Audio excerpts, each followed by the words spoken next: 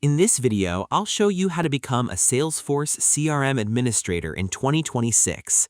The best place to start is Salesforce Trailhead, Salesforce's official learning platform. Visit the Trailhead website, create a free account if you don't already have one, and search for the Admin Beginner Learning Path. This learning path introduces you to the fundamentals of Salesforce administration through hands-on modules and guided exercises.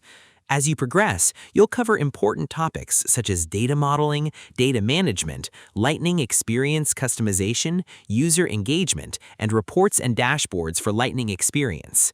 In addition to these modules, you'll also learn about user management, security and access permissions, automation tools like Flow, object management, page layouts, and app customization. These are essential skills that every Salesforce administrator should have. As you complete the modules, be sure to practice in a Salesforce Trailhead Playground or a free Developer Edition account. Hands-on experience is one of the best ways to build confidence and prepare for real-world tasks. Once you feel comfortable with the platform, you can begin preparing for the Salesforce Certified Administrator exam to validate your skills and improve your career opportunities. And that's how you can become a Salesforce CRM Administrator in 2026.